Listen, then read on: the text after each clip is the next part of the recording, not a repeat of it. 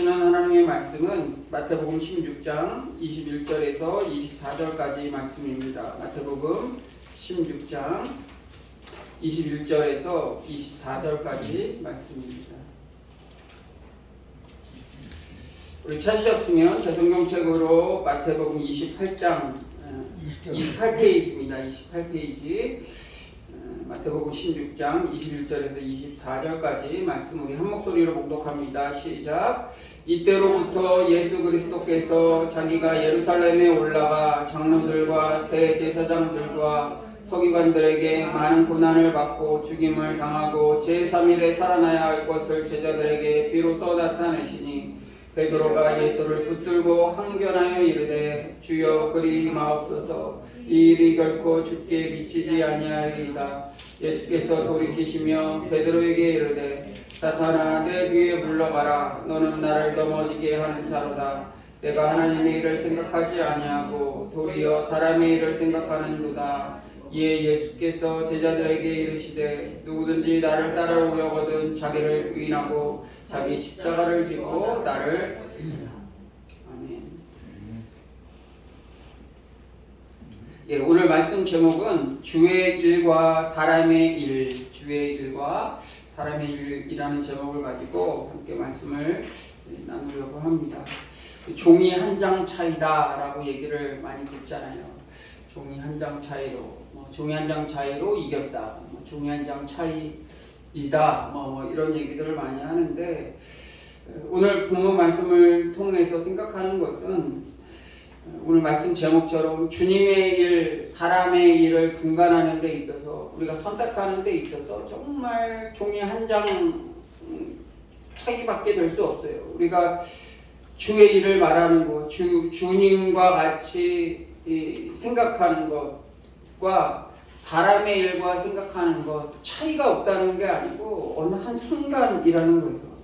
우리가 이 땅에서의 삶이 정말 하늘의 열쇠를 가지기도 하고 정말 사단의 하수인 역할을 할 때가 있다는 거예요. 오늘 본문 말씀 보시면 베드로가 오늘 본문 말씀엔 사단아 뒤로 물러가라. 예수님이 그렇게 책망하시지만 바로 전 말씀에 13절에 보면 우리가 또 잘 알고 있는 말씀이잖아요. 인자가 누구냐 했을 때 제자들 중에 세례 요한입니다, 엘리야입니다, 에레미야입니다, 선지자 중에 하나입니다 이렇게 얘기했을 때 사도 베드로가 이렇게 얘기하잖아요. 주는 그리스도시요 살아계신 하나님의 아들이십니다 라고 할 때 예수님이 칭찬하시면서 바요나 시모나 내가 복이 있도다. 이는 내가 알게 하신 이는 혈육이 아니요 하늘에 계신 내 아버지시니라 하면서 베드로 내가 너를 위해 반석을 세우리니 내 교회를 세우리라. 음부의 권세가 이기지 못하리라 하시면서 내가 열쇠를 내게 주리니 내가 땅에서 무엇이든지 매면 하늘에서도 매일 것이요 내가 땅에서 무엇이든지 풀면 하늘에서도 풀리리라. 바로 전에 베드로가 이러한 예수님으로부터 이러한 고백 속에 천국 열쇠를 받고 또 내 위에 반석의 교회를 세우겠다 하는 그런 놀라운 그런 메시지를 전해 들었는데 바로 그 다음이에요. 바로 그 다음 말씀에 보면 예수님이 내가 핍박을 받고 고난 중에 죽임을 당하고 제3일에 살아날 것을 제자들에게 말씀하실 때 그렇게 하지 마세요. 예수님 그렇게 하지 마세요. 베드로가 이렇게 얘기를 하잖아요. 바로 예수님은 사단아 물러가라 라고 이렇게 얘기를 해요. 근데 가만히 보면 자기의 스승이었던 랍비였던 스승이었던 예수님이 죽는다고 하니까 고난을 받는다고 하니까 누가 좋아하겠어요? 그래서 그렇게 하지 마세요.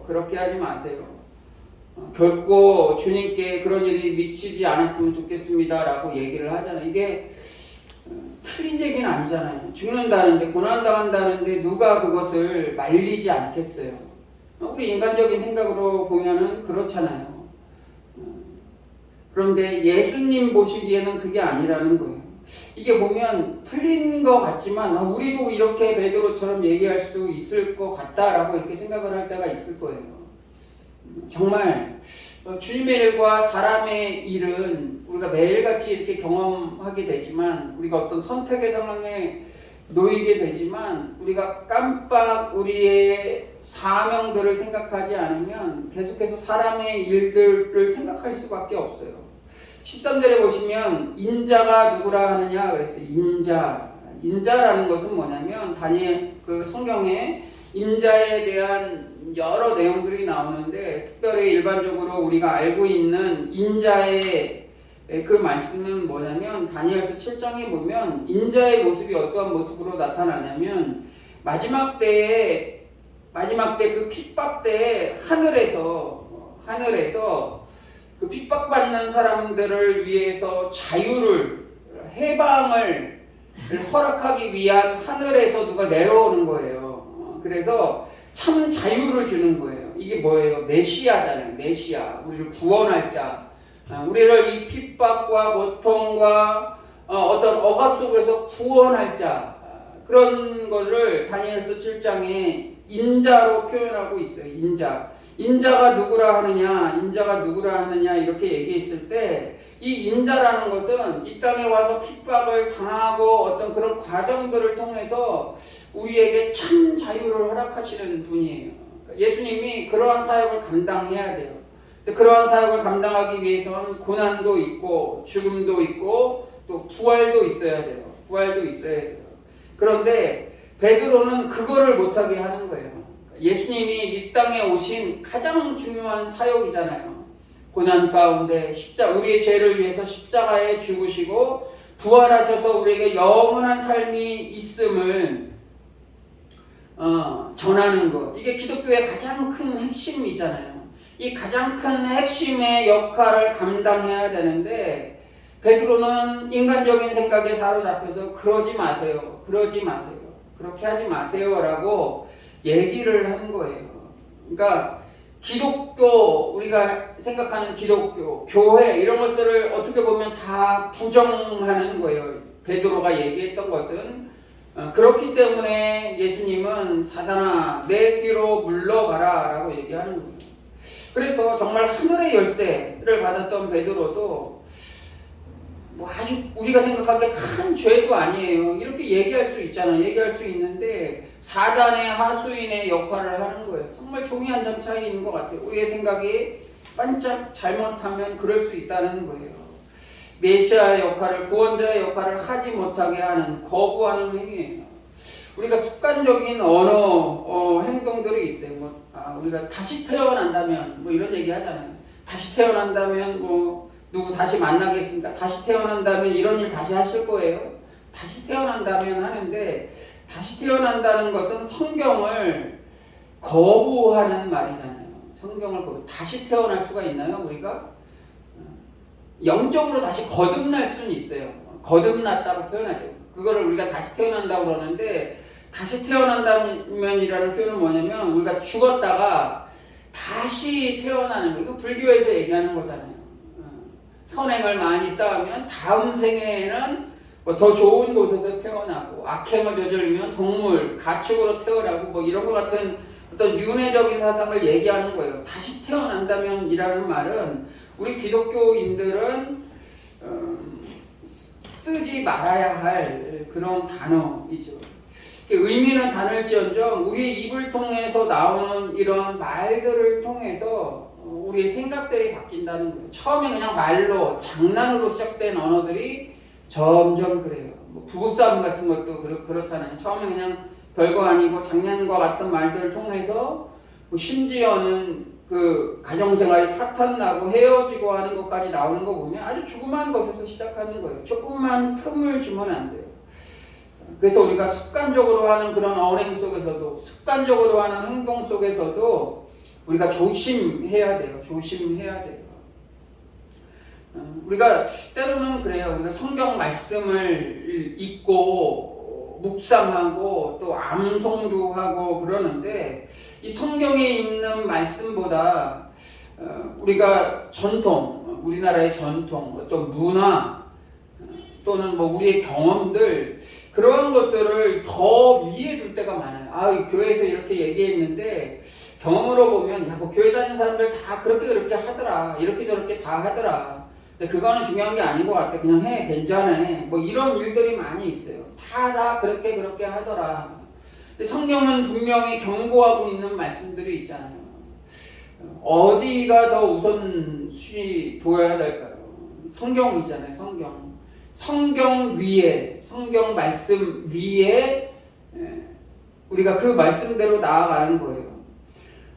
예수님을 따르는 삶을 살아가기 위해서는 자기를 부인하라고 그랬어요. 나를 따라오려거든, 그러니까 주님을 따라오려거든 자기를 부인하고 자기 십자가를 지는 거. 십자가는 뭐냐면 죄수들이 받는 형벌이었어요. 당시 흉악범죄자들이 겪는 일종의 벌 같은 거였어요. 십자가를 통해서 아주 흉악범들, 우리나라 지금의 뭐 사형제도와 같이 아주 흉악한 사람들이 지고 가는 그런 형벌이었어요. 자기 십자가를 지고 따라가는 것은 뭐냐면 고난이에요. 고난. 예수님을 믿음으로 말미암아, 예수님을 따름으로 말미암아, 믿음으로 말미암아 따르는 고난. 그것이 최후에는 죽음일 수도 있다는 거예요. 죽음일 수도 있다는 거예요. 우리 초창기의 기독교, 우리 한국의 역사도 보면 선교사들과 또 초기 우리 한국의 기독교인들의 순교를 통하여, 그래서 우리가 뭐 그런 표현을 많이 쓰잖아요. 핏값을 통하여 얻어진 이 땅의 어떤 믿음, 교회라고 이렇게 말씀들을 하잖아요. 정말 그러한 삶들을 통해서 그러한 분들, 자기를 부인하고 자기 십자가를 지고 철저하게 살아갔던 그들의 모습을 통해서 우리나라에도 기독교의 역사들이 이루어지는 거예요. 초대교회도 마찬가지잖아요. 예수님의 제자들 다 십자가에 순교함으로 또 목숨을 다해 자기를 부인하고 자기의 십자가를 지고 복음 확장을 위해서 나아갔던 많은 제자들과 초대 공동체인들을 통해서 지금도 계속 땅끝까지 복음이 전파되는 것처럼 이러한 자들을 통해서 하나님의 일들이 이루어난다는 거죠. 근데 나를 부인한다는 것, 십자가를 부인한다는 것, 이때는 뭐 가능할지 모르지만 지금은 참 어렵다고 생각할 수 있어요. 매일의 삶이 반복되는데 이렇게 살아가는 것은 어렵잖아요. 때로는 정말 불가능한 것 같아요. 이렇게 살아가는 거, 성경대로 살아가는 게 불가능한 것 같아요. 그래서 성경대로 살아가는 것은 불가능해. 이렇게 결정을 하고 살아가는 거예요. 그래서 적당하게 어느 정도 선에서 내가 믿음 생활을 해야지. 그런 모습으로 살아가는 사람들이 의외로 굉장히 많다는 거예요. 우리는 연약한 인간이기 때문에 그래, 우리는 연약하기 때문에 못해. 어떻게 이렇게 나를 부인할 수가 있어? 어떻게 목숨을 다해서 이렇게 할 수 있어? 나는 못해. 그런데 내가 그래도 성경에 이런 얘기 있으니까 요 정도는 할 수 있을 것 같아. 해서 적당히 성경 말씀과 이렇게 타협하면서 살아가는 거예요. 이게 인간의 생각이에요. 이러한 모습으로 살아가는 것을 계시록에는 어떻게 표현하고 있냐면 미지근한 신앙이라고 해요. 미지근한 신앙. 차라리 차든지 철저하게 믿든지 아니면 떠나든지 아예 그냥 믿질 않든지 해야 되는데 이렇게 적당하게 살아가는 그러한 모습 때문에 기독교가 변질되고 교회가 타락하고 그러한 거예요.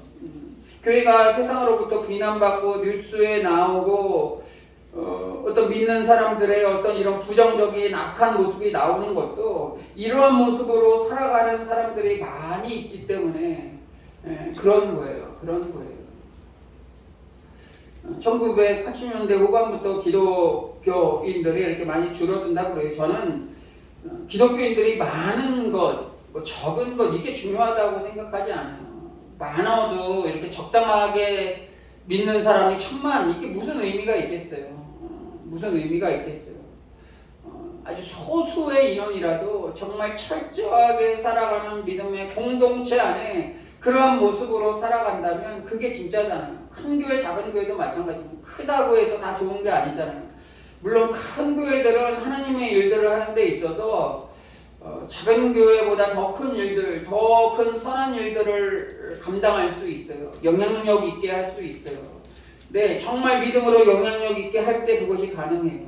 또 작다고 아무것도 못하는 건 아니잖아요. 작지만 작은 가운데서도 하나님의 일들을 할 수 있어요.